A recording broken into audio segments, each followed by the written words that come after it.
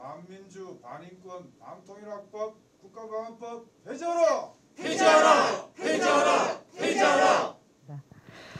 이제 오늘 특별 토론의 주제인 반민주, 반인권, 분단고착악법, 국가보안법 폐지, 더 이상 미룰 수 없다라는 내용으로 발제를 시작할 텐데요. 여러분, 누군가 국가보안법으로 끌려가면 제일 먼저 전화해서 도움을 요청하는 사람이 혹시 누군지 아십니까? 여기 있죠? 네, 바로 장경옥 변호사님이십니다. 민변에서 국가보안법 폐지의 TF 단장을 맡고 계시는 장경옥 변호사님 박수로 모시겠습니다.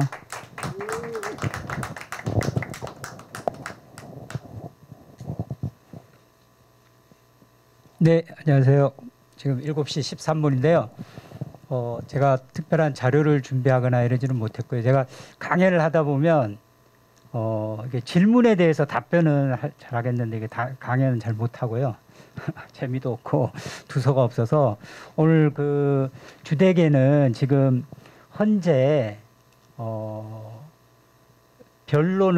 공개 변론을 이제 앞두고 있는 그 준비 상황부터 얘기 드리고, 또 오늘 그 남북경협사학과 김호 대표님 공판기 재판이 있었습니다. 그래서 그 김호 대표님 재판 진행 사항도 얘기 드리면서 제가 평소 국가보안법 관련해서 가졌던 생각들 짧게 좀 말씀드리고, 우리 여러분들께서 국가보안법 폐지 위한 여러 가지 그 이야기들 좀 했으면 좋겠고, 특히나 저는 이제 굉장히 뭔가 이 평가도 없고 전진하지도 못하는 국가보안법 폐지 투쟁이 굉장히 지금 익숙해져 있다라고 생각을 하고 있거든요. 그래서 뭐 그런 부분 얘기하다 보면 괜히 좀 비관적인 얘기만 많이 하게 돼서 좀 요즘 특히 공개 변론 앞두고 분위기 업돼 있는데 제가 또 그런 부분 너무 강조하기도 어렵고, 어쨌든 제 생각들, 제가 쓴 칼럼들 읽어보시면 정확하게 그런 부분들 계속 같은 얘기를 반복해서 하고 있는 거는 알 수 있을 겁니다. 그런 부분들 간략히 말씀드리겠습니다. 지금 헌법재판소에서 그 11건의 국가보안법 그 위헌 여부가 쟁점이 된 사건들이 병합되어서 9월 15일 날 공개 변론이 됩니다. 그 중에 제가 한 7건을 지금 변호인으로 이렇게 했었고요. 그리고 그 수원지방법원의 판사와 대전지방법원 판사가 위헌법률 심판 제청 인용을 했습니다. 그래서 그거는 판사가 위헌이다라고 생각을 해서 재판을 중단하고 헌법재판소에 넘긴 게 있어요. 훌륭한 판사님들이죠. 그 외로는 다 기각을 한 거죠. 당사자들이 위헌법률 심판 제청을 해주십시오 하고 그 재판 과정에서 판사한테 얘기했는데 다 기각을 한 겁니다. 기각을 해서 이제 당사자가 또 헌법재판소에 그 헌법소원을 제출해서 이런 사건들이 11건이 지금 계류 중에 있습니다. 그래서 그러면 그 형사재판에서 도대체 어떤 분들이 거기 위헌법률 심판 제청 신청을 했고, 그 제청에 대해서 두 분의 판사님은 제청 그 인용을 했고 나머지 판사들은 기각을 했냐. 어쨌든 제가 한 사건 중에는 소위 유죄 확정 판결이 돼서 북의 공작원들과 회합했다, 북에 충성 맹세문을 보냈다, 이런 사건들이 있습니다. 그 유죄 확정이 되니까 지금 공개 변론 열면 벌써 이 검찰이 법무부 쪽에서 이거 봐라, 이 지금 북의 공작원, 북의 뭐 이 공작기구와 이 해외에서 이렇게 만나가 유죄 확정됐는데 이 양반이 뭐 예를 들어 소지한 이적 폐업물이 요즘 이적 폐업물 한두 건이 아니거든요. 이거 체계적으로 수만 건이 체계적으로 정리돼서 이거 동료들하고 학습하지 않았냐. 이거를 법무부 쪽에서 공략을 하고 있습니다. 그리고 충성맹세문. 봐라, 북측 공작원에서 북측 지도자에 대해서 이렇게 충성맹세문까지 작성해서 이렇게 했다. 그거 이제 이적폐물 제작이 되겠죠. 아까 이적폐물 수만 건을 이제 체계적으로 보관하고 있다는 이적폐물 소지가 되고, 이제 충성맹세문 이런 경우 이적폐물 제작. 그래서 7조 이게 5항입니다. 5항이 되고 7조 1항에 관련돼서 찬양, 고무, 선전, 동조 이 1항 7조 1항과 관련된 것은 제가 이제 한 사건들은 범민련 사건들입니다. 범민련 남측범. 범민련의 모든 행사는 7조 1항이에요. 뭐 범민련, 뭐 창립 무슨 대회, 범민련 일꾼, 뭐 범민련 예를 들어 북측하고 같이 공동 행사하면 당연히 통신 및 7조 1항, 그죠? 국가보안법에 통신 연락 북측하고 같이 행사를 했다든가 하면 이제 범민련의 모든 행사는 이제 북의 주장에 그죠? 동조하는 부분이고 해서 7조 1항도 많고 예를 들면 범민련 기관지는 당연히 지금 이적폐물로 돼 있지 않습니까? 그죠? 그리고 예를 들면 원진욱 사무처장님은 이적폐물 제작의 반포 이런 식으로 지금 되듯이 범민련 구성원분들 사건에서 이제 이적 단체까지 심판 대상이 되어 있습니다. 7조에 범민련 남측본부가 이적 단체라 해서 7조 3항이 적용되어 있습니다. 그래서 이 사건들의 심판 대상이 7조 1항, 3항, 5항입니다. 여기에 국가보안법 2조 반국가단체 조항도 제가 위헌법률심판제청에 포함을 시켰는데 여기 이제 제가 북한이 반과단체 조항으로 지금 한국의 반과단체 조항이 어딨냐.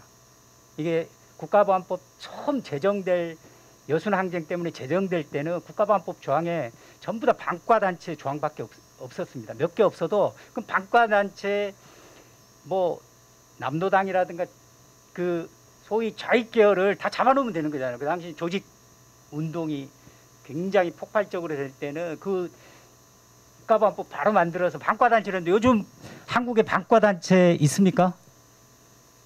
없잖아요. 있나요? 그러다 보니까 지금 이제 북을 반과단체로 해놓고 여기에 북을 완전히 봉쇄하고 적대하는 이 관계를 전제해서 여기에 주의 주장에 뭐 이렇게 추종한다. 이걸 7조로 다 잡아넣는 거 아닙니까? 지금 기본 구조가. 그러니까 7조에 사실은 뭐 1항에 보면 국가 변란을 하는 경우도 7조 1항에 있습니다만은 국가 변란 선동은 거의 사회주의 계열에서 아무리 뭐 폭력적 그 혁명 이론을 학습하고 해도 그거 잘 단속이 안 돼요. 주로는 반과 단체와 관련된 찬양, 고무, 선전, 동조, 그죠? 이 부분에 집중해서 7조 1항에 의해서 처벌을 하고 있고 7조 3항도 거의 반과단체의 노선을 동조할 목적으로 단체, 추종하는 단체, 이거 이적단체로 다 처벌하고 그 다음에 7조 5항이 이적폐물이라는 게 주로 북측 주장에 그죠? 동조하는 내용이 있는 폐물들 또는 북한 원전 자체를 지금 7조 5항으로 처벌하다 보니까 국가보안법 2조에는 반과단체라는 게 정부 참칭하거나 국가 변란을 목적으로 이 국내외에 이제 지휘 통솔 체제를 갖춘 뭐 단체다 이렇게 반과단체 있죠. 거기 북한이라는 용어는 없어요. 그죠? 없지만은 반과단체 조항 2조에 국가보안법 2조에 북한이 반과단체라고 해석하느나 이건 평화통일 헌법에 위배된다라고 해서 이건 헌법 문제이지 법률의 해석의 적용 문제가 아니다라고 해서 헌법재판소에 일단 심판 대상으로 올려놨는데 헌법재판소가 이것을 그냥 법률 해석의 문제이고 사실 인정의 문제일 뿐 헌법 문제가 아니다라고 지금까지 각하를 해왔어요. 그러니까 이번에도 각하가 될 수도 있고 각하가 되지 않고 각하되지 않는다는 거는 북이 반과 단체인지 여부에 대해서 헌법재판소가 보겠다는 거예요. 근데 현재까지는 헌재나 대법원이 이렇게 얘기하면 다 뭐 한편으로는 반과 단체고 한편으로는 평화통일의 동반자다 이런 하나만 한 얘기로 그냥 북을 반과 단체로 보는 거죠. 지금까지. 그래서 본안 판단으로 할지 안 할지 모르고 본안 판단에서 북을 반과 단체로 보는 거는 평화통일에 위배됨으로 헌법에 위반된다 이런 위헌 결정이 나올 거라고 제가 기대를 하지 않고 있습니다. 이건 뭐 제가 비관론이 아니라 그걸 기대하면 다 무너지는 거잖아요. 그죠? 그러면 일단 심판 대상에서 주로는 7조 사망, 범민련 남측본부 관련해서도 7조 사망이 위헌이다. 혹시 뭐 어떤가요? 7조 사망도 좀 제가 크게 기대를 하지 않고 있습니다. 그럼 7조 1항, 7조 5항. 근데 이 부분과 관련돼서는 일단 2018년도에 국가보안법의 자격정지 병과와 관련됐을 때 그 헌법재판관들이 그 결정을 했습니다. 2018년도에 현재 결정례를 보면 7조 5항에 어떻게 되냐면 문서 기타 도화물들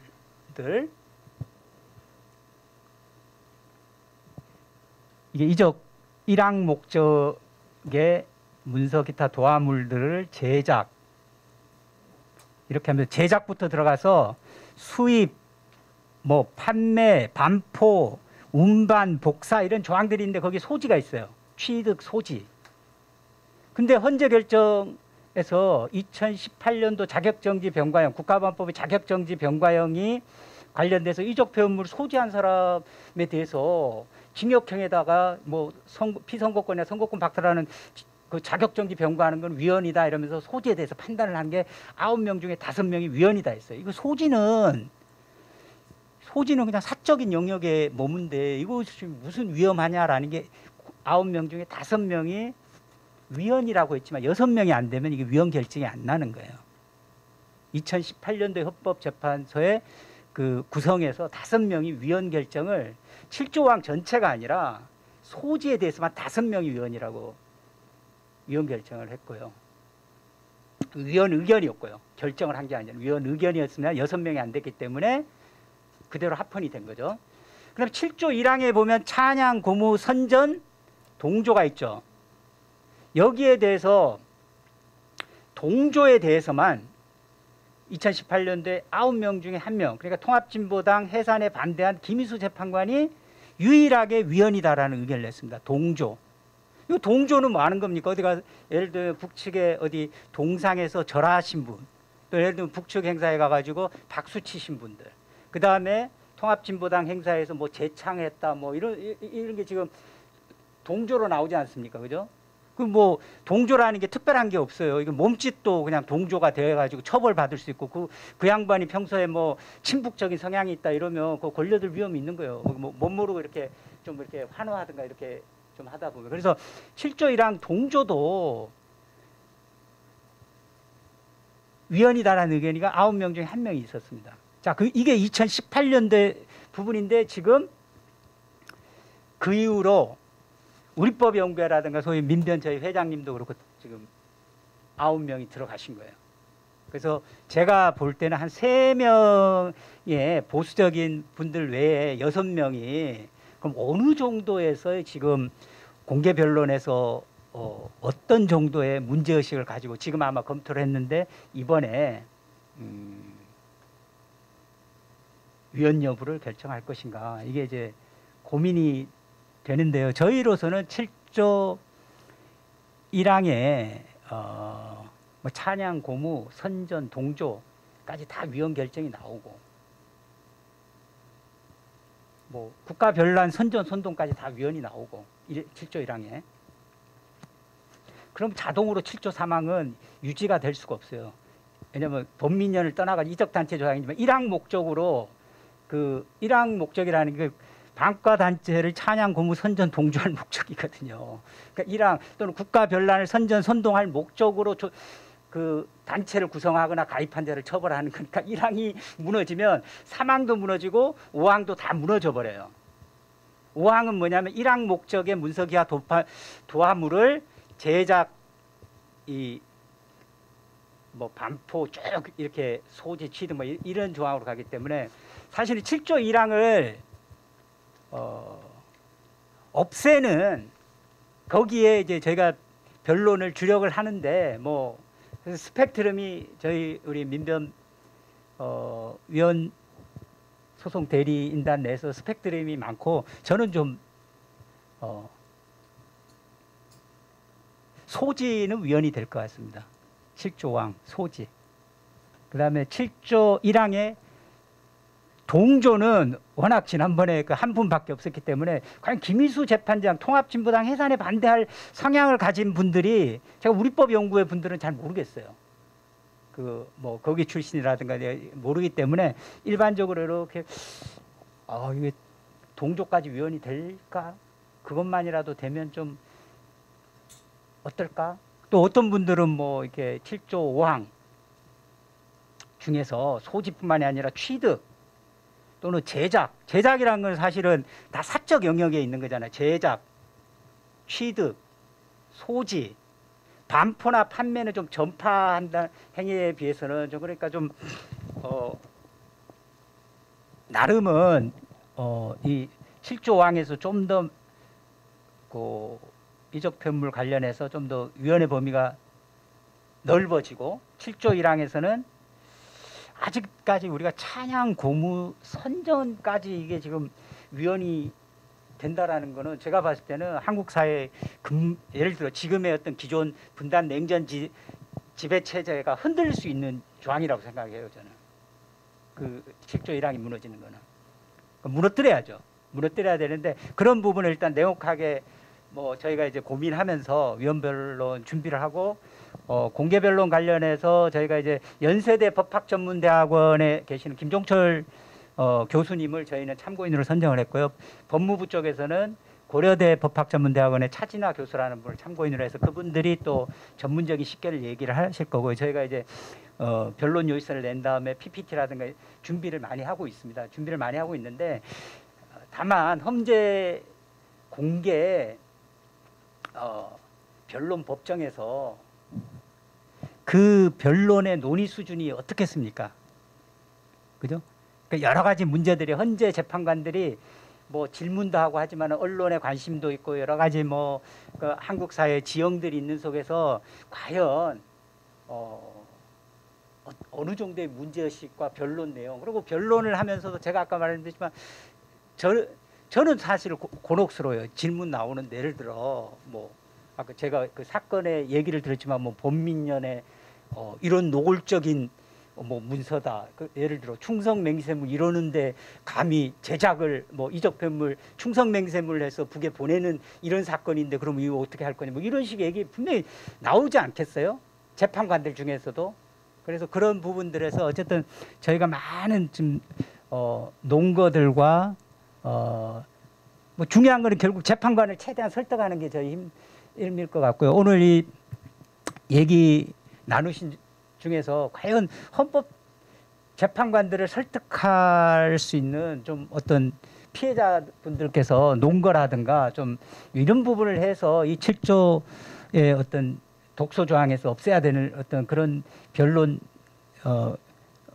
어쨌든 뒷받침할 수 있는 좋은 의견들 주시면 적극적으로 제가 또 회의에 가서 반영하도록 하겠습니다. 그래서 일단 헌법재판소의 공개 변론이 국가보안법 폐지와 관련돼서 좀 많은 분위기가 지금 상승되고 있지만 또 우리가 판단하는 부분에서는 엄연하게 또 이게 현실적인 부분이 있다라는 거 말씀드리고요. 그리고 이제 김호 대표님 재판과 관련돼서 오늘 재판을 했는데 또 이 재판 관련해서는 뭐 제가 그 수사할 때부터 1심 때까지 저는 이제 굉장히 낙관론을 펼쳤는데 법정 구속이 돼버리셨어요. 4년, 법정형 4년. 그 보면 이제 국가보안법 5조의 자진 지원. 그러니까 지령을 받은 게 아니라 스스로 이적 목적으로 반과 단체를 지원하기 위해 가지고 군사기밀을 넘겼다 이렇게 되는 거예요. 국가기밀, 군사기밀. 그래서 이게 간첩죄가 되는 거예요. 간첩죄. 그러니까 간첩죄니까 7년 이상이고 이게 그 집행유예가 안 됩니다. 그래서 지금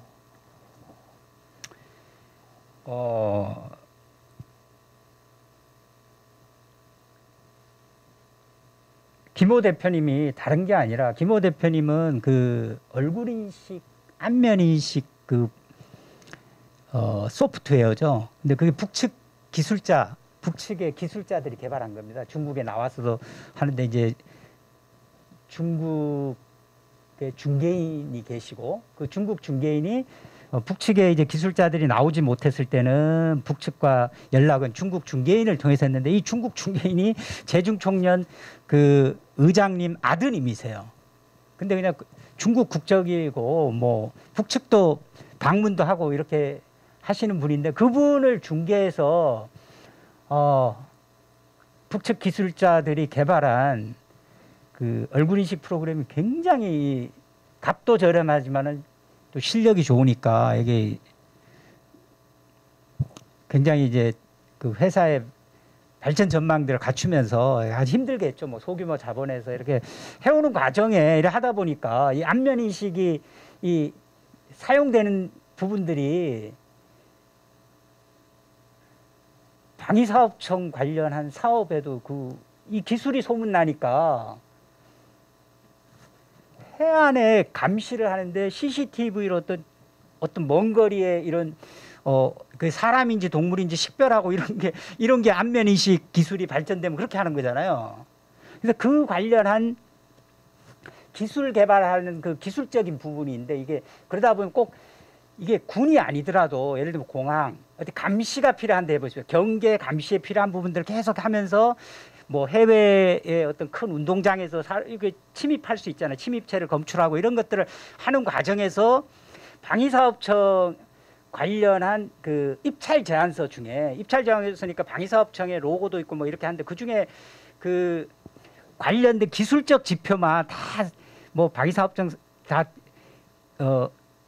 식별할 수 있는 로고들 다 없애고 거기서 예를 들면 뭐 군용어라든가 다 없애고 보냈는데 그거로 지금 판사들 얘기 우리 일반의 이 종북몰이식 얘기인데요. 아니 조개 기술로 감히 적을 방어하는데 입찰할 생각을 해야 딱 이 논리거든요. 여러분 어떻습니까? 이거 허용돼야 됩니까? 금지돼야 됩니까? 저는 사실 이거 법률적인 논쟁이 아닌데 그걸로 구속시켜버리고 이렇게 한 겁니다. 이 부분이 저는 국가보안법에 있는 한에서는 이런 논리에 자유로울 수가 없다고 보거든요.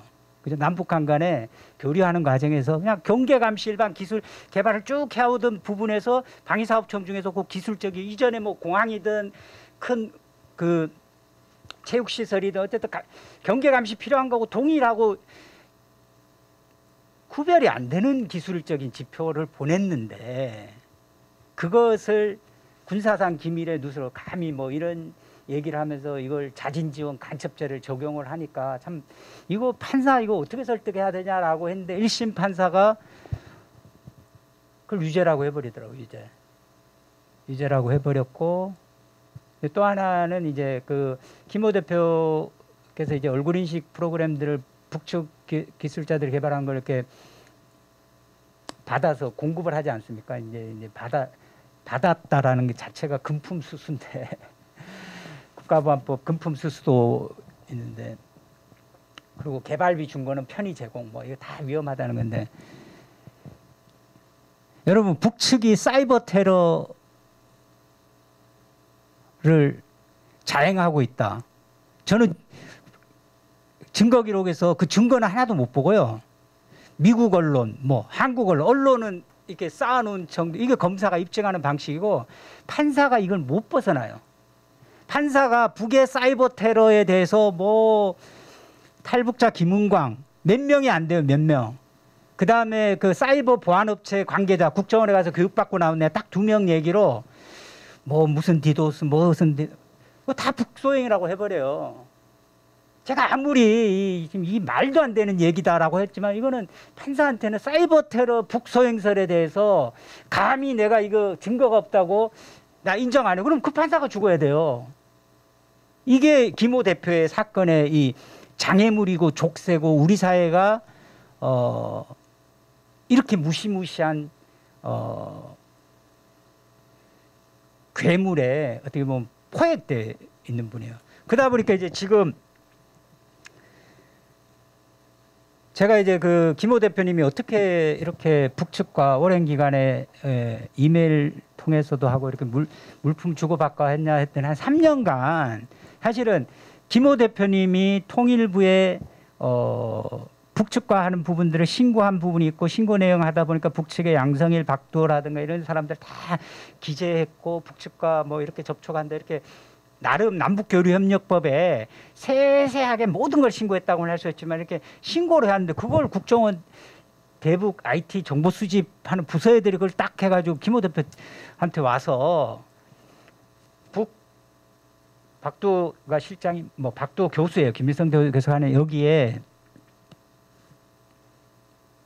프로그램이라든가 거기 뭐 북측에 이런 것도 좀 입수해주고 거기와 관련돼서 뭐 국내 좀 불순분자들 없는 정보도 제공해달라 이러면서 사실 대북 정보 수집 협력자로서 활동을 한 거예요. 그래서 제가 변론하는 거는 이게 참 아이러니라 한데 뭐 본인이 이렇게 지금 옥고를 치르고 있는데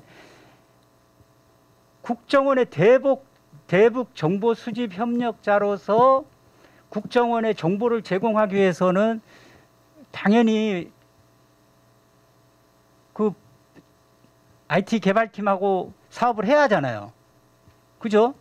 그 사업을 하면서 정보 수집을 할 수 있는지 사업을 하지 않고 누가 사업을 허용한 것 아니냐. 허용해서 사업을 했는데 무슨 이 사이버 테러의 위험성을 인식을 했다라는 게 말이 되냐. 오히려 국가안보수호기관인 국가정보원의 요청에 따라서 적극적으로 그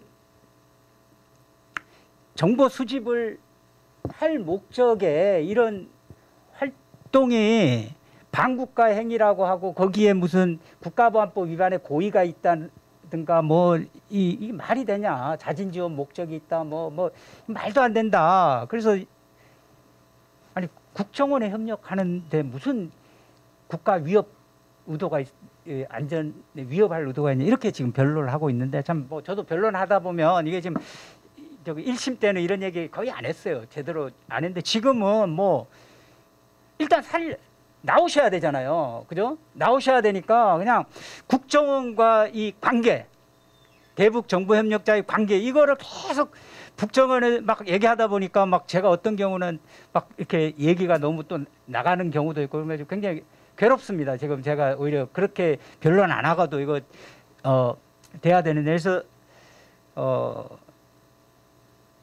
국가보안법이라는 것이 이렇게 김호 대표의 예와 같이 남북 경제 협력을 하고 국가정보원과의 관계 속에서 한 부분조차도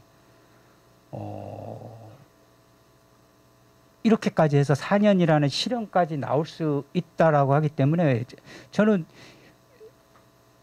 변호인으로서도 무기력함에 빠지고 국가보안법의 큰 벽을 좀 오히려 제가 실감하면서 야 국가보안법 이게 쉽게 폐지된다? 국가보안법 국회 통해서 다수당이 됐으므로 이게 지금 이거 아니한 것 아니냐 섣부른 것 아니냐라는 제 판단을 많이 하고 있어요. 그래서 국가보안법 폐지 쉽다?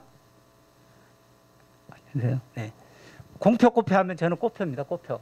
국가보안법 폐지 쉽다라고 생각하는 것 자체가 저는 국가보안법에 대한 본질을 깨뜨리지 못하는 것이라고 생각을 하고 있고요. 그 다음에 이제 국가보안법 관련해서 저는 그럼 국가보안법 언제 폐지되느냐? 국가보안법은 한국 사회 그 분단 냉전 체제가 해체되는 토대가 해체되는 순간에 비로소 폐지될 수 있다. 제2의 해방이 와야 폐지될 수 있고 주한미군 문제 함께 풀려지는 그런 근본 문제입니다.라고 제가 많이 얘기를 하고 있습니다.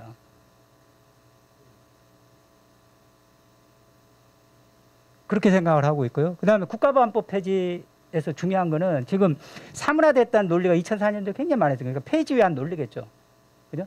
폐지를 역량으로 폐지할 전망과 낙관론을 갖지 못하니까 여행으로라도 폐지되면 좋겠지라는 생각들에 입각한 투쟁 방향을 가지고 하다 보니까 평가가 없어요. 아무리 대중적 투쟁했다는데 왜 그때 폐지됐으면 좋았을 텐데 왜 이게 잘 안 되지. 하마터면 그때 폐지될 뻔했는데 뭐 이런 얘기밖에 할 것이 없는 거예요. 성과가 축적되는 역량이 나가는 거 이렇게 계속 싸움을 총체적으로 국가보안법 폐지가 뭐 국가보안법 폐지 양심수석방 뭐 이 구호가 아니지 않습니까? 국가보안법 폐지라는 거는 뭐 국회 헌재 뭐 이런 걸 떠나가지고 굉장히 우리 곳곳에서 해야 될 투쟁의 이슈들과 이런 게 많은데 지금은 좀 굉장히 이게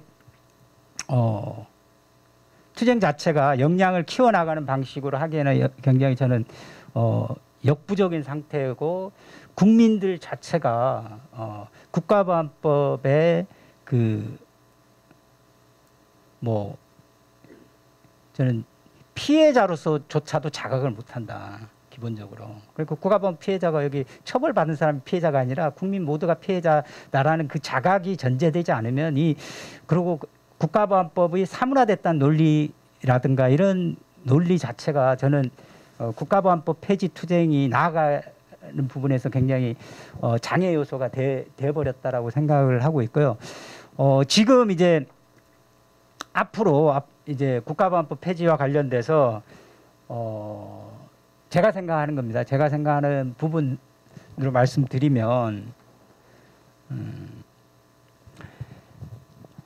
예를 들면 저희가 표현의 자유 얘기를 하고 기본권에 이제 얘기하죠. 다양성, 뭐 포용, 그죠? 자유민주적 기본 질서의 범위 내에서 이렇게 하다 보면 이게 지금 그래서 우리가 예를 들면 우리 위헌소송 대리인단이나 민변 이렇게 하다 보면 이제 홍콩 국가보안법에 대해서 유엔 인권이사에서 폐지 권고를 했으니까 이제 우리가 그런 해외 유엔 기구들이 폐지 권고를 했다 많이 지금 저희가 유리하게 활용하는 거지 않습니까? 그러니까 그것들이 헌재에서 주되게 저희가 어필하는 것은 맞는데요. 근데 여러분들이 생각하기에 그렇게 홍콩 국가보안법 폐지를 위한 논리를 똑같이 해가지고 한국의 국가보안법 폐지의 논리를 세우는 표현의 자유 논리 이런 기본 하다 보면 좀 한국 사회 분단 냉전 체제의 그 기본이 되는 그죠? 그래서 오히려 반평화 반통일학법이라고 하지 않습니까? 국가보안법의 근본적인 그 부분들이 사라져버리고 끊임없이 우리는 국가보안법이라는 부분들에 있어서 북보다 체제 우월적이다라는 환상이라든가 착각 속에서 끊임없이 북을 조롱하고 혐오하고 폄훼하면서 그게 결국 적대 논리 속에서 반공에 찌들고 반북에 찌든 상태에서 우리가 형님처럼 어떻게 좀 우리 남쪽에서는 좀 이렇게 포용하자. 근데 그래서 잘 얘기 들어보면 다 이거 지금 미친 비이성적인 지금 논의 구조 속에 빠져 있는데 이 사람들이 이성적이고 지성인이라고 착각하면서 행세를 하고 있는 게 또 한국 사회의 현실입니다. 제가 볼 때는. 그래서 그런 것들을 허물어뜨리는 운동이 있어야 되는 거죠. 국가보안법이 그냥 단순하게 일개 법이 아니라고 저는 보거든요. 분단 냉전 체제, 특히나 이 분단 냉전 체제 이의를 제기하지 못하고 저항력을 거세당한 한국 민중들이 여기에 이의를 제기하는 그 누구나 죽여버려요. 저격해버려요. 그렇기 때문에 한국에서는 해서는 해도 되는 것도 안 해요. 할 수 없어요. 하지 않아요. 그리고 국가보안법이 사문화됐다고 해요. 그래서 제가 얘기하지만 사문화됐고 국가보안법에 대한 그 논리를 모르는 분들이 계시면 제가 5초 안에 우리 피해자가 아니시다는 분, 감옥에 갔다 하지 않아서 자기 스스로 피해자가 아니라는 분한테는 저는 진짜 5초 안에 그분을 공포에 벌벌 뜨게 할 수 있는데 질문을 할 수가 있습니다. 왜냐하면 그거는 본인 스스로가 피해자라고 생각을 한 번도 안 했기 때문에. 근데 이거 할 수 있어요? 할 수 없거든요. 해서는 안 되는 사회예요. 여기서는 해도 되는데 해서는 안 되는 금기의 지옥과 같은 이 파시즘 체제에 갇혀 있는데, 제가 국가보안법 파시즘 악법이라고 얘기를 하는 순간, 에이, 무슨 국가보안법이 아직도 파시즘 얘기를 써요? 이런 분들이 더 많아요. 파시즘 악법입니다. 그래서 나중에라도 저는 국가보안법이 파시즘 악법이라는 그 본질을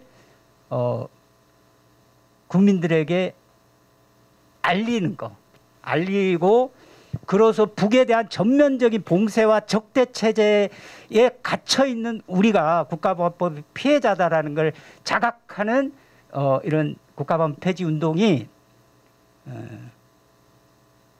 역량을 축적해가는 그런 그리고 저항력을 키워나가는 그런 운동이 저는 앞으로 국가보안법 폐지 투쟁의 방향이다라는 생각을 하고 있습니다. 예, 이 정도로 발제 마치겠습니다. 네, 고맙습니다. 장경옥 변호사님 이야기를 들으니 이 헌법위의 악법이다. 국가보안법 그렇게 부르고 있잖아요. 이 헌법위의 악법으로서 우리 국민들을 얼마나 옥죄고 있다라는 것을 새삼 더 잘 깨달은 것 같습니다. 이번 순서는 이제 원래 토론자 세 분을 모시고 토론을 할 차례인데요. 그 세 분이 모두 국가보안법 피해자라는 공통점이 있어서 토론보다는 국가보안법의 피해 사례를 직접 들어보는 시간을 갖도록 하겠습니다. 한 분이 한 5분 정도씩 말씀해 주세요. 먼저 6.15 공동선언 실천 경기 중부 상임 대표로 계시는 신동욱 선생님의 피해 사례를 들어보도록 하겠습니다. 네, 신동욱입니다. 30년 전의 이야기를 지금 사례라고 이야기하는 게 좀 어색합니다. 뭐 현재 진행형 사건도 아니고. 그런데 다시 생각해 보면 아까 장경욱 변호사님도 말씀하셨듯이 국가보안법은 지금 현재 우리의 생각과 상상과 모든 것을 억압하고 있고 현재 진행형이다. 뭐 그런 뜻에서 이야기를 할 수 있겠다 싶습니다. 그래서 근데 사실은 제안을 받고 제안을 받았다기보다는 딱 결정해놓고 너 나와 뭐 이렇게 됐었습니다. 그래서 야 가서 뭔 얘기하지? 뭐 이제 좀 고민을 했었어요. 제가 이 얘기 하려고 지난 사건 공소장을 한번 들춰봤어요. 제가 92년 9월 13일 날 연행이 됐는데 새벽에 그때 재판 받으려고 공소장을 보고 30년 만에 처음으로 봤습니다. 공소장을 들춰다 보니까 이 자리에 계신 분 이름도 나오더라고요. 참 또 새롭던데. 잠깐만.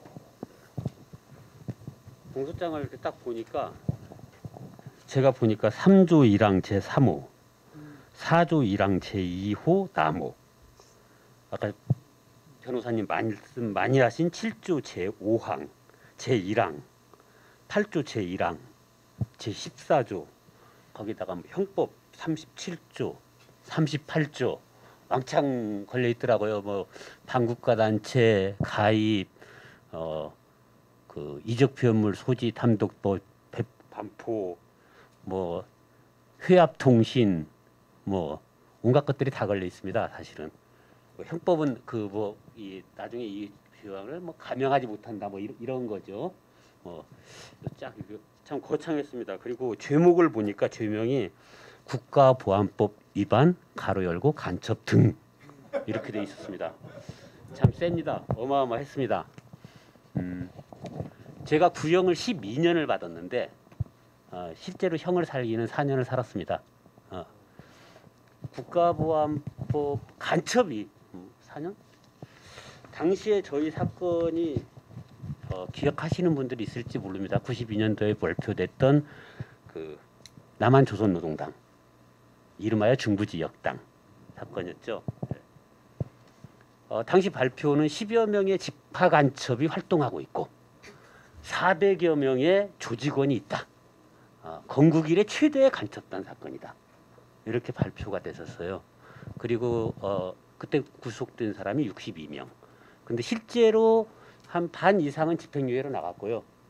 반 이상은 집행유예로 나갔고 형을 산 사람 한 20여 명 조금 넘을 겁니다. 간첩단 사건인데 집행유예가 있었어요. 이 사건 좀 특색을 보면은 사실은 조직적으로 관계없는 사건들. 당시에 김닥중 선생님 또는 손동선 당시에 민중당 통일조통위원장 하셨던 손동선 선생님 그리고 소위 민족해방애국전선이라고 했던 뭐 이제 뭐 하나 비합법 조직 요 세 개를 하나의 조직 단위로 보고 발표를 했던 거죠. 그래서 엄청나게 부풀려 놨었습니다. 실제로는 그렇게 큰 사건도 아니었고 나머지 분들 다 활동하시다가 뭐 위에서 활동하시다가 이렇게 어떻게 좀 엮였던 이런 건데 사실 이 세 개의 연결고리로 한 사람이 등장했었죠. 이선실이라는 할머니. 근데 사실 할머니는 체포되지도 않았고 사라져 버렸죠. 그리고 엄청나게 이제 부풀려 놓은 사건만 남았었습니다. 뭐 되게 수사 과정 보면 뭐 이 사건 엄청나게 다 보통 고문들 있었을 것 같은데 저희 사건은 좀 특이했던 게 고문 별로 없었어요.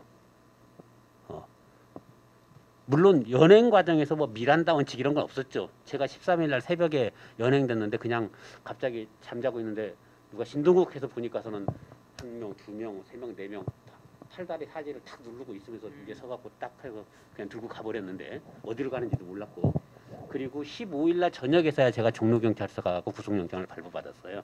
그러니까 뭐 그냥 불법 연행인 거고 나중에 조사 딱 하고 다만 이 기선을 제압하려고 처음에 좀 뭐 패긴 하죠. 그건 당연한 뭐 기선 제압용 협박, 부탁 뭐 이런 거 당연한 건데 상대적으로 상상했던 뭐 엄청난 고문 뭐 이런 거 없었다 이런 거고요. 뭐 인격적 모독 뭐 수도 없었고요. 그러면서 느낀 건 물론 저는 사실은 이 사건 이전에도 상당히 큰 규모의 사건들을 어떤 대선 전에 터뜨리려고 해서 조작하고 기획하고 있다라고 판단을 했었고 그런 이야기를 사실은 교회 쪽을 통해서 했었기 때문에 전 들어갔는데 잡혀가면서도 사실은 이제 그런 느낌을 받았어요. 이미 다 알고 있는 거예요. 다 알고 있어요. 결정적으로 저는 딱 잡혀갔을 때 제가 사실은 이런 제안을 받고 이야기를 하면서 위험하다, 손 떼라. 그리고 그랬더니 제가 사라진 다음에 다른 사람으로 접근을 또 하는데 그쪽을 접근해 오면은 같이 만나자고 약속하고 나를 불러라. 해서 같이 만났던 적이 있어요. 그러면서 이제 얘기했던 얘기 딱 들어가니까 그 장소와 거기서 한 얘기 누구누구가 참석했는지를 다 알고 있더라고요. 잡혀가자마자. 그러니까 사실은 뭐 숨길 것도 없고 뭐 그러니까 맞을 것도 없었죠. 맞을 것도 없고 단 뭐 몇 가지 감출 것. 아까 이제 이 자리에 계신 분 중에 아는 이름이 있다 그랬지만은 계속 얘기했는데 그 사람 뭐 이런 비합법적인 활동에 일도 관심 없어. 뭐 그런 줄 그 한 줄 넣느라고 사실 제가 많이 맞았습니다. 그 술 한 잔 받아야 되는데 맥값을.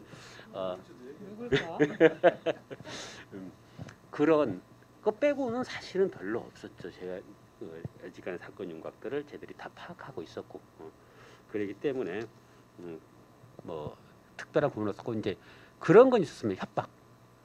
저한테는 사실은 이제 뭐 이미 드러난 거 말고 다른 제가 했던 활동들이 있었기 때문에 이제 그쪽으로 자꾸 물어보는데 뭐 그건 뭐 제가 뭐 이수직과 관계 없는 거니까 그랬더니 뭐 협박이 그런 거였습니다. 이렇게 딱 대고 너 쏴 죽여서 저기다 휴전선에다 갖다 버리고 월북하는 거 발견해서 쐈다. 뭐 응? 그러면 끝이다. 뭐 이런 이야기 뭐 하죠.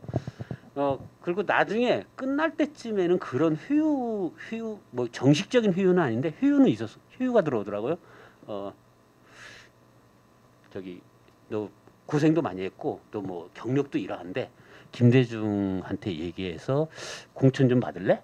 그럼 우리가 다 도와줘서 만들어줄게. 뭐 이런 거. 그 다음에 또 하나는 어려서부터 고생하고 공장 다니느라고 힘들었는데 저기 김포공항에다 면세점 하나 차려줄 테니까 그냥 편하게 살아. 뭐 이런 것들 있죠.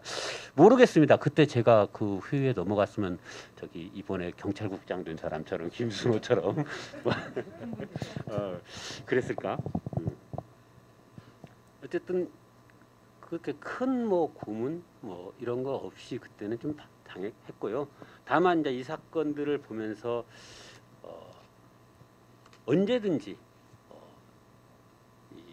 자기들이 필요할 때 이미 이건 저희들은 이 사건 그 일정하게 완전 조작이라고 생각하진 않아요. 완전 조작이라고 생각하지 않고 제가 뭐 국가 진실위원회에서 같이 조사를 받고 이제 이렇게 쭉 했었는데 왜냐하면은 최고 위에선이었던 사람이 이선 씨를 만났던 사람이 다 인정을 해버렸기 때문에 뭐 다만 그건 있을 수 있다. 다만 그 밑에는 자생적으로 활동하던 사람들이 있었고 이런 걸 가지고 위에서 저쪽에서 파악하고 이걸 훨씬 더 확대하고 키우고 시기를 봐서 터뜨리고 정치적으로 이용했다. 이런 생각.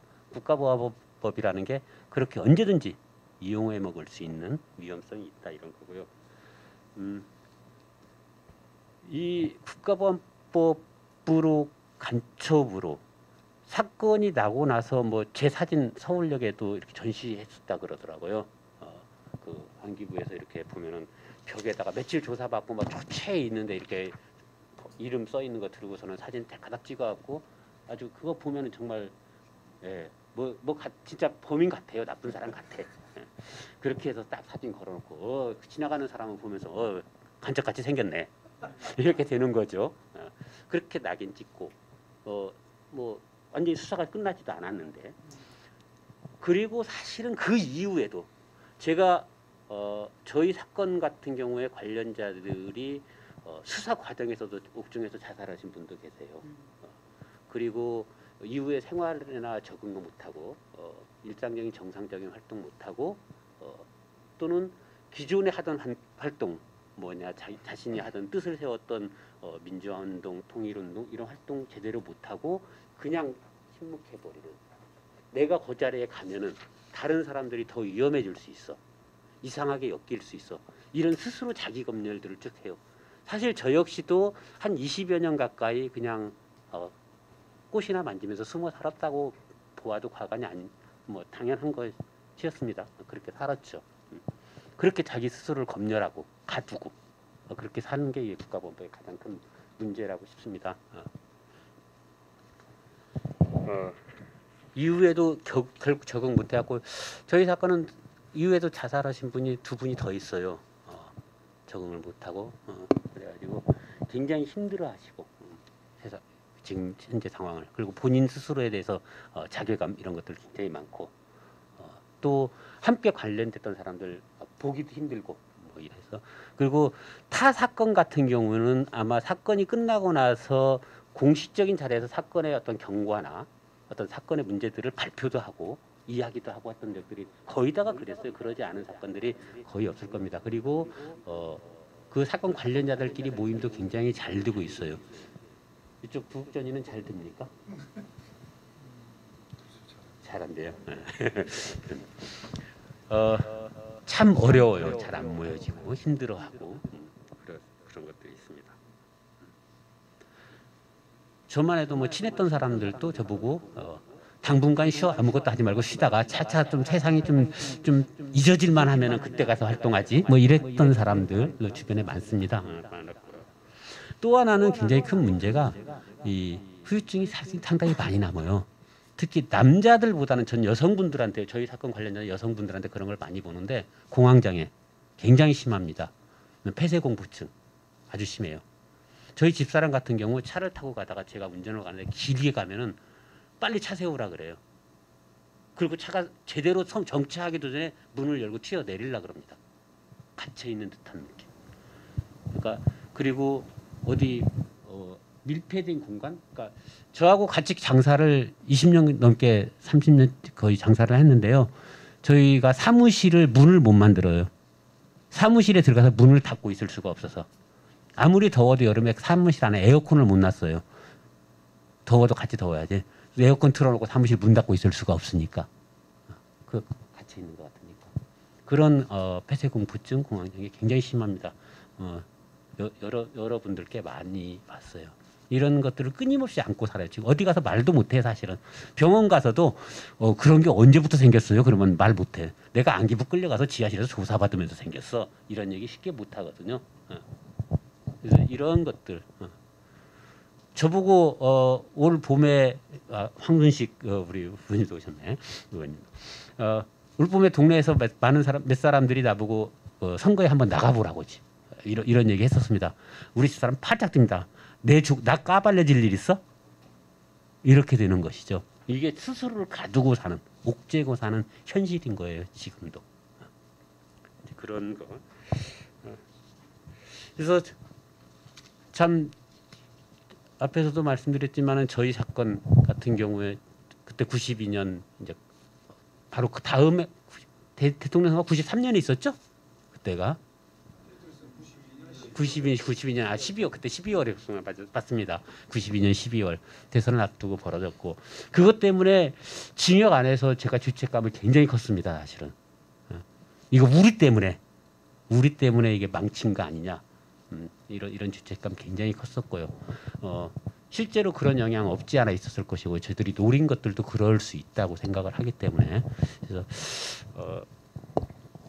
이런 정말 악법 중의 악법, 사람의 상상력을 가두고 사람이 평생을 그것에 옥죄어 살게 만드는 이런 악법들을 이제 철폐해야 되는데 아까 이제 장경욱 변호사님 말씀하셨듯이 이게 사문화됐다, 지금 별로 피해 없다, 뭐 이런 생각들 국가보안법 없어도 잘 살아가는데 그 일상적인 생활에서 국가보안법이 나의 삶을 나의 활동을 가로막고 있다라는 것을 잘 못 느끼는 거예요. 스스로 상상력을 가두고 있고 스스로 활동을 가두고 있고 제가 현장에서 예전에 노동자로 살을 때는 그게 일상적으로 부딪혔거든요.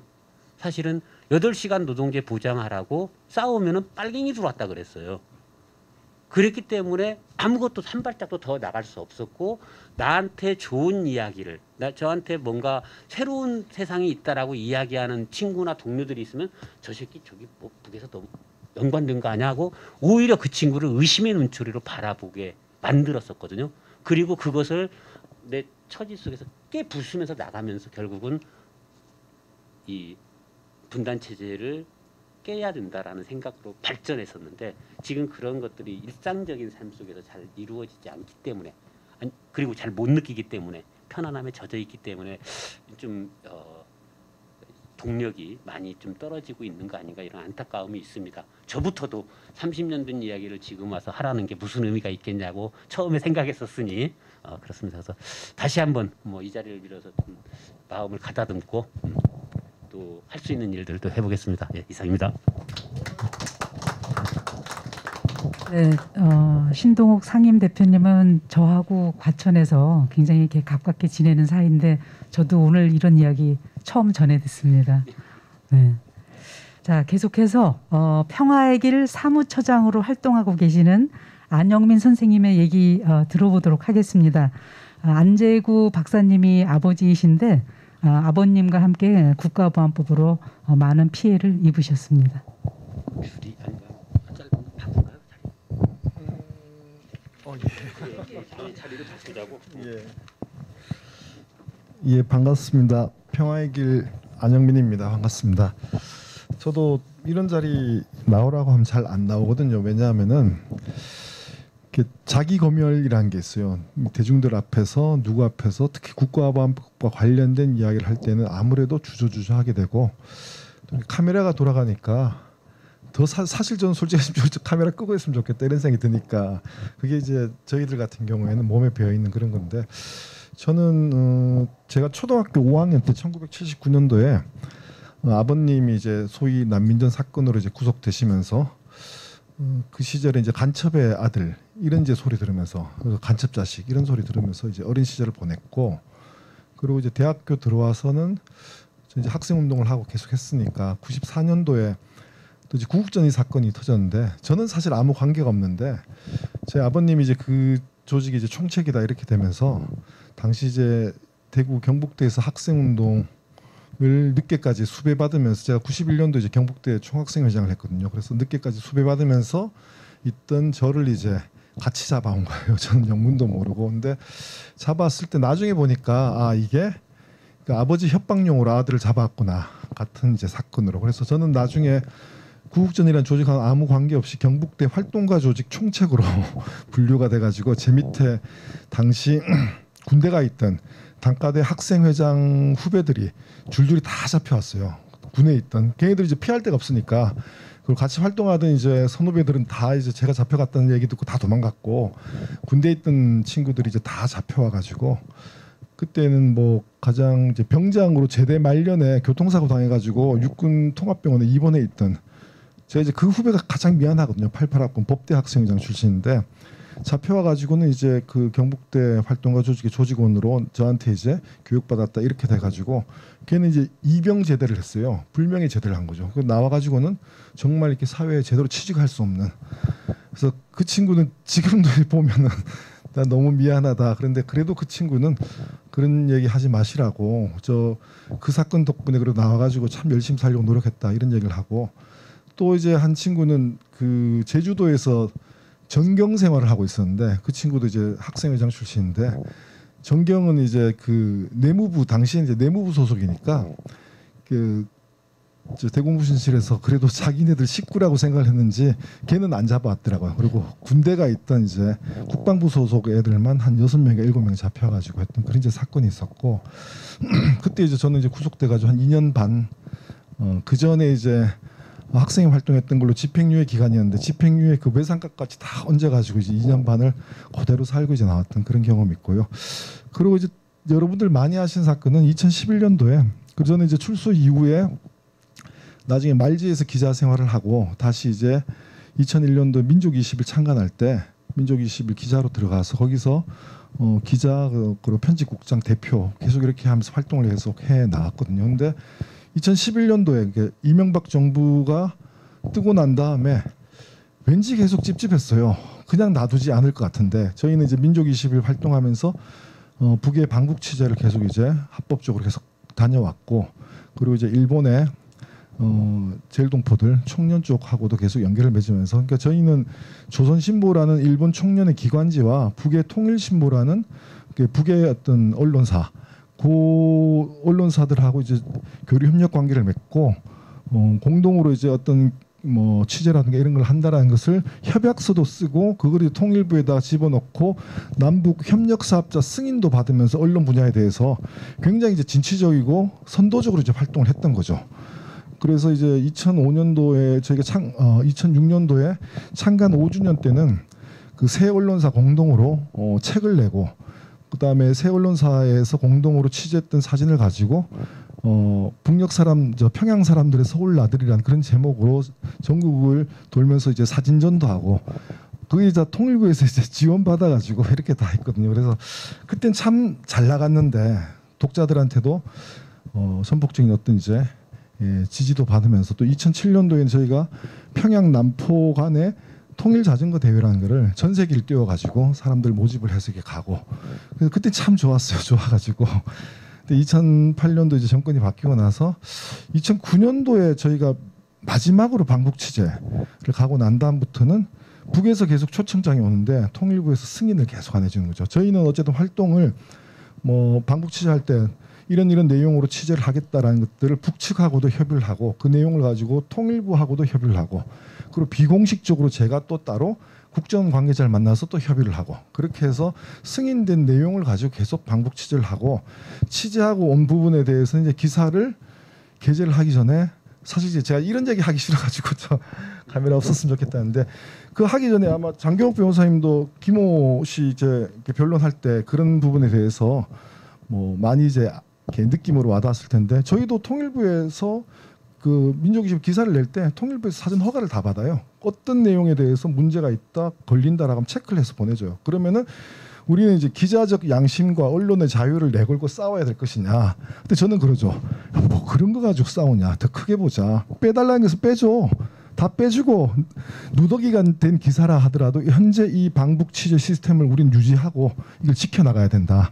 그렇게 해서 이제 뭐 타협 아닌 타협을 이제 하면서 쭉 해왔던 거죠. 근데 2009년도 마지막 방북 취재 이후에는 저를 이제 담당했던 이제 국정원 직원으로부터 더 이상 연락이 안 오는 거예요. 그러니까 저희는 꾸준히 이제 그 사람은 뭐 대학 선배다라고 얘기하면서 굉장히 좀 편하게 뭐 이렇게 우리가 방북 시작할 때 가서 이제 취재하는데 보태쓰라고 돈도 주고 그럼 전 당연히 받죠. 그거 왜 안 받습니까?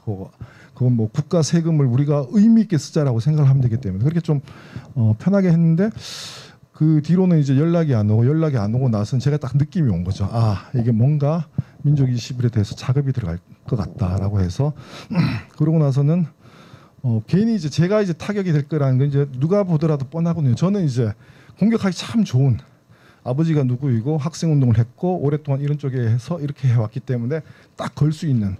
그래서 정권이 바뀌고 난 다음에 제가 이제 대표직을 내려놓고 편집 주간으로 빠지고 한 발 이제 일선에서 후퇴를 한 거죠. 물러서고 이렇게 좀 다 이렇게 교통 정리를 하고 이렇게 했었는데 아니나 다를까 2011년도에 이제 이 집에 이제 압수수색이 들어오고 그다음에 그때 이제 조선일보하고 이런데 보도된 거는 천안함 폭침한 북정찰총국 지령받아 성군 노선 선전하는 언론 활동 이렇게 나왔어요. 보도가 막 도표 딱 그래가지고 정찰총국 뭐 그때 정찰총국의 총국장이 누구다 하고 거기에 계보를 그어가지고 거기 이제 안영민이 있고 그 안영민 옆으로 해서 저희 아버지 안재구 둘이 같이 이제 뭔가 이렇게 협의하면서 했다 이런 식으로 해가지고 어마어마한 그런 사건으로 터진 거죠. 터졌는데 어쨌든 저는 이제 그게 아니다라는 걸 알기 때문에 근데 그게 이제 등장하는 인물이 일본의 그 청년에서 아마 이게 일본 청년 쪽하고 사업하셨던 분들 특히 뭐 조선학교 방문하고 우리 학교 지원 사업하고 이랬던 분들 다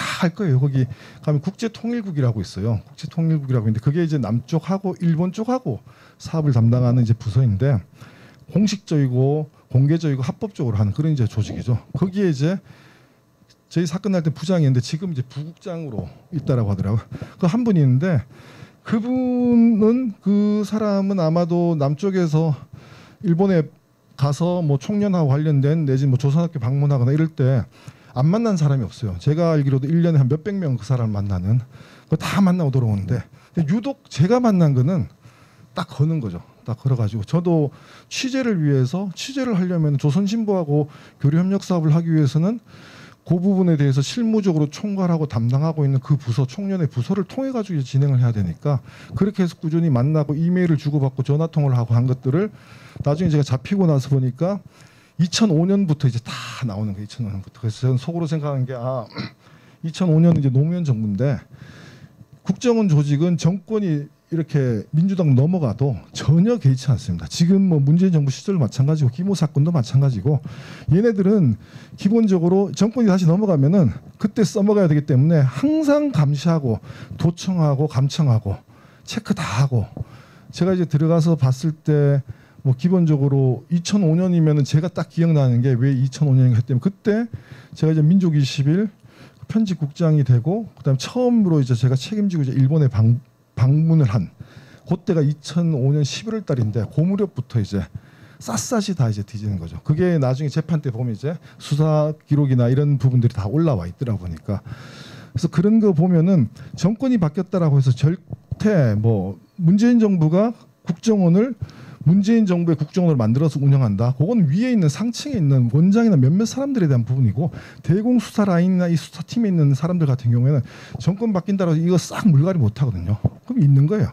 있으면 얘네들이 계속 감시하고 추적하고 기록을 남기고 정리하고 그걸 가지고 나중에 정권이 바뀌거나 분위기가 달라질 때 언제든지 끄집어내서 쓸 수 있는 형태. 그래서 저 같은 경우에 이제 그 사람을 만났던 수많은 사람들 중에서 저 같은 경우에는 이제 민족 20일을 어쨌든 이 민족 20일이 지난 몇 년 동안 이렇게 활동하는 걸 봤을 때 그냥 놔두는 게 그 사람들 보기엔 자존심 상한 거죠. 그 대표의 성향도 그러고 이 언론사가 이런 것을 표방하고 활동을 하는 것 자체가 과거 정부에서는 이게 용인이 됐는지 모르지만 이제 새로운 정부에서 이거 말도 안 되는 거다. 그러려면 너네가 철퇴를 받아야 된다. 철퇴를 받으려면은 회합통신이다 뭐다 다 엮어야 되는데 회합통신을 엮을 수 있는 딱 한 사람. 총련의 간부 이 사람을 만나서 꾸준히 이제 사업을 협의하고 연락을 주고받았다는 수백 명이 이 사람을 만났는데 유독 민족 20일에 누가 만난 것만 문제가 된다 이렇게 되는 거죠. 그런데 이게 나중에 재판 때 저는 그 재판을 2011년도에 재판 시작해서 2018년도에 끝났습니다. 7년 동안 다행히 구속은 안 됐어요. 현직 언론인이다라는 그런 이제 장점이 있었는지 아니면은 결정적인 증거가 제 이메일이나 뭐 모든 것을 다 틀었을 때 지령문 내지는 보고문이라고 얘기할 만한 게 하나도 나온 게 없거든요. 왜냐하면 사실 그게 없었기 때문에. 그러니까 이게 그게 없으니까 직접 구속은 못 시키는 대신에 불구속 상태에서 7년을 이제 재판을 질질 끌면서 판사가 여러 번 바뀌었죠. 1심 때. 근데 판사 재판장에 가서 이렇게 쭉 쳐다보면 느낌이 와요. 이 판사가 시간을 끌면서 자기가 다른 데 옮겨가길만을 기다리고 있구나. 판단하기가 참 난감한 거죠. 난감한데 근데 나중에 이제 판결문을 보니까 검찰 측에서 주장한 거를 다 받아들였어요. 다 유죄 인정. 그게 이제 국가보안법 시스템과 틀 속에서는 그리고 그 총련에 간부란 사람이 예전에 1990년대 말에 범청학년 관련해 가지고 북의 정치 공작원이다라고 판결받은 대법원 판례가 있거든요. 그 판례로 따지면 이 사람은 정치 공작원이에요. 간첩인 거예요. 북에 지령을 받아서 이렇게 남쪽에다 이렇게 하는. 이 사람을 만난 저도 이게 회합 통신으로 엮을 수 있는 거죠. 근데 유독 수백 명이 만나는데 왜 저만 엮느냐? 너는 그냥 엮고 싶으니까 끌고 와서 엮는 그런 형태들. 그래서 어쨌든 뭐 7년의 재판 끝에 제가 무죄를 받은 거는 하나가 있어요. 그러니까 제가 쓴 행복한 통일 이야기란 책. 이거는 차마 이적 표현물이라고 볼 수가 없다라고 생각하는지 이거는 이적 표현물이 아니다라고 무죄 주고 그다음에 뭐 안양에 와서 제가 우리 곽호경 씨가 하는 그 평화 아카데미 와서 강연한 거 이것도 다 고무차장 거기에다 뭐 저기 뭡니까 강의록 제출한 거 이것도 다 이적 표현물. 유일하게 합법적으로 출간된 책에 대해서는 만약에 이거를 이적 표현물이라고 했을 때는 이게 출판이나 이런 부분에 대해서 이제 부담이 생기고 또 출판사나 이런 데서 또 막 항의가 들어올 것 같으니까 그건 이제 빼주고 나머지는 다 거의 다 유죄로 인정을 하는데 대신 형량은 터무니없이 낮죠. 1년 6월에 집행유예 3년, 7년의 재판을 끈 결과가 그런 형태로 난 거. 처음에 이제 정찰 총국 지령받아서 이게 했던 사람이 이제 1년 6월에 집행유예 3년이 나오는 이런 형태로 이제 마무리가 7년 후에 마무리가 됐다 이런 생각이 좀 들고요. 그래서 아까 전에 이제 우리 장 변호사님도 어떤 의미에서 보면 이제 김호 씨가 그런 이제 기술을 가지고 그 다음에 이렇게 하는데 감히 방위산업체 거기에다가 이제 뭐 이렇게 입찰에 응모를 하고 뭐 이런 거에 대해서 기분이 이거는 이제 그들이 생각하기엔 용납할 수 없는 김호라는 친구는 또 이게 서청년 투쟁국장 출신의 학생운동을 아주 핵심적으로 했던 친구인데 이런 친구가 이런 사업을 하면서 군사 기밀을 엄격하게 다뤄야 되는 그런 사업체 입찰까지 하는 거에 대해서는 자기들이 생각하기에 이거는 그냥 놔둬서는 안 된다 이런 판단. 저도 마찬가지로 안영미라는 친구가 저 아버지가 누구이고 얘가 학생운동하면서 이렇게 살아왔는데 얘가 합법적으로 정부의 허가를 받아서 평양을 들락날락하는 거 이거를 우리가 어떻게 용인을 하고 용납할 수 있느냐라는 게 정서에 이제 깔려 있다는 거죠. 그리고 정권이 바뀌니까 오랫동안 준비하고 했던 것들을 탁 내세워가지고 바로 탁 걸어가지고 그래서 어쨌든 민족21은 그 타격을 너무 심각하게 받아가지고 물론 뭐 전체적으로 월간지 시장이 침체된 것도 있지만은 2013년도에 결국 이제 회사에 이제 문을 닫고 저는 그냥 재판을 7년 동안 쭉 하다가 재판 이제 끝나고 나서 또 아버님 좀 많이 편찮으셔서 아버님 병간호 하다가 이제 아버님 돌아가시고 나서는 그래도 뭔가를 좀 하자 해서 평화의 길이라는 이제 또 통일단체 현재 사무처장을 맡고 있는데 근데 이 평화의 길도 제가 원래 이게 통일단체를 하면은 결국 북하고 교류 협력 사업을 하는 것들고 일본의 청년이나 이게 조선학교나 아니면 일본의 그 청년계의 어떤 문화예술 쪽에 있는 분들하고 이제 또 교류 협력 사업을 하는 이게 이제 기본적인 통일 시민단체가 가지고 있는 방향이고 내용인데 그래서 사실 이제 올해 말에 그 다시 이제 여권도 만들고 올해 말에 이제 실무적인 여러 가지 교류 협력 사업에 대해서 협의하러 또 가야 되는데 제가 이제 직책이 이제 사무처장이다 보니까 또 가야 되는데 가려면 또 그 청년 간부를 통해 가지고 일정을 잡고 조직을 해야 되는데 이것도 갔다가 또 이번에 또 평화의 길이 또 털리는 거 아니야 이런 이제 조마조마한 마음 이런 게 있어가지고 요즘 가야 되나 말아야 되나 이렇게 좀 고민을 좀 많이 하고 있습니다. 예, 이상입니다. 예. 두 분 말씀 들어보니까 이 호흡이 안 되네요. 탁탁 막히네요. 네, 너무 가슴 아픈 이야기 잘 들었습니다. 국가보안법 폐지에 대해서 아마 이제 여러분들도 조금 의견도 좀 있으시고 또 여기 발제해주신 장경옥 변호사님하고 또 이렇게 이제 두 분이 직접 사례 발표해 주셨는데 이제 오늘 순서 거의 이제 끝나가는데요. 그 영상 준비되셨죠? 네. 우리 모두가 사실은 국가보안법 피해자이죠. 아까 장경옥 변호사님도 그렇게 말씀해 주시고 또 이제 다른 분들도 그렇게 말씀해 주셨는데 잠깐만. 네, 잠깐만. 스탑. 네. 그래서 이 국가보안법 이제는 정말 이제 꼭 폐지를 좀 시켜야겠습니다. 다 같이 국가보안법 폐지에 대한 결의를 다지면서 국가보안법 폐지가를 불러보도록 할 텐데요. 프로그램 그 뒷부분에 국가보안법 폐지가 그 악보가 있어요. 그래서 그 악보도 보셔도 되고 또 동영상에 가사가 있거든요. 그래서 동영상 보시면서 따라서 부르시면 되겠습니다. 2번 연속해서 부르겠습니다. 네, 힘차게 불러주세요.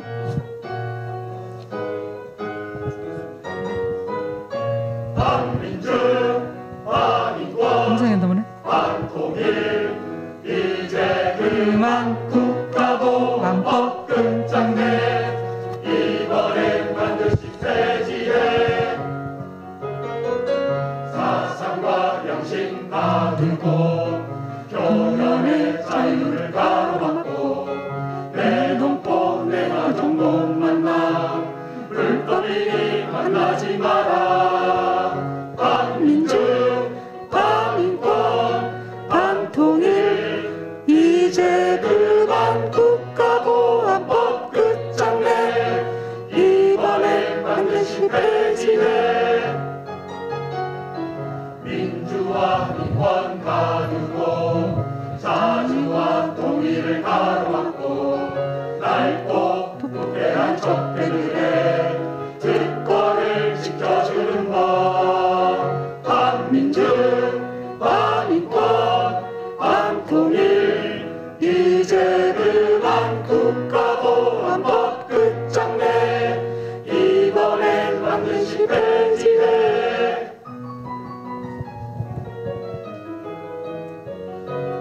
이념과 사상이 자유롭게 감시와 통제가 사라지되 남과 북 만남이 신명나게 우리의 삶이 더 안전하게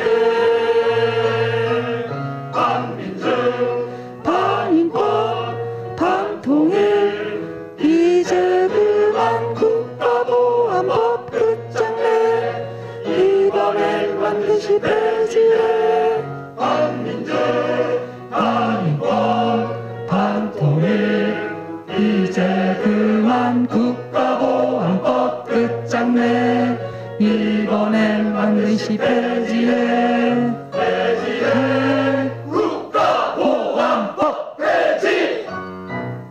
네. 네, 큰 박수 쳐주세요. 이제 오늘 특별 토론의 마지막이면서 가장 특별한 순서입니다. 들어오실 때 나눠드린 국가보안법 종이 다 갖고 계시죠? 네, 이 국가보안법 당장 폐지 이런 이제 구호를 외치면서 반으로 찢도록 할 건데요. 그리고 이렇게 찢은 상태에서 사진을 찍을 겁니다.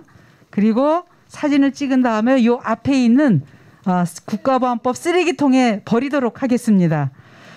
제가 먼저 국가보안법 하고 선창을 하면 여러분들이 큰 소리로 당장 폐지 이렇게 해주시면 되는데요. 그리고 반 짝 잘라주시면 되는데 구호만 먼저 한번 연습해 보겠습니다.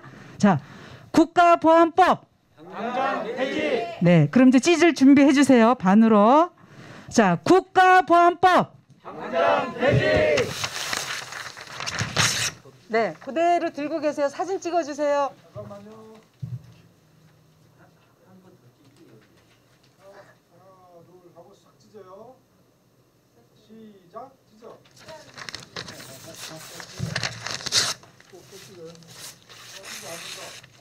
네, 박박 찢으세요. 잘했습니다. 네, 됐어요. 여기서 한번 찍을게. 그러니까 자, 다시 한번 찍고 시작. 잘했습니다. 그다음에 나오셔야 됩니다. 예, 나오셔서 전부 이거를 쓰레기통에 버려주세요. 찢은 거 들고. 네. 네, 여기다 버려주세요. 네. 버리는 장면을 또 찍어야 네, 되니까. 일렬로 이렇게. 그냥 버려 그러면. 네.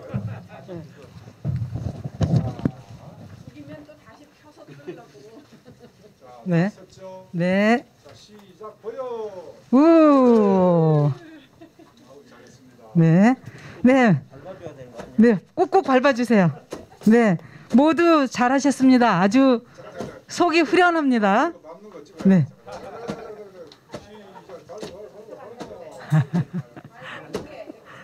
네. 아까도 장경욱 변호사님께서 말씀해 주셨는데 다음 달 9월 15일 헌재에서 국가보안법 위헌 법률 제청 사건에 대한 공개 변론이 있습니다. 헌재에서 좋은 결과 나올 수 있도록 많은 관심 가져주시고요. 그날 방청석을 꽉 채우는 게 중요하다고 합니다. 그리고 살아있는 눈빛을 가지고 재판관들한테 영향을 줄 수 있도록 또는 그 헌재 바깥에서 어떤 그 피켓 시위를 하는 것도 좋을 것 같습니다. 그래서 많은 관심 가져주시고요. 또 이번 21대 국회에서 국가보안법이 꼭 폐지될 수 있도록 힘 모아 주시기 바랍니다.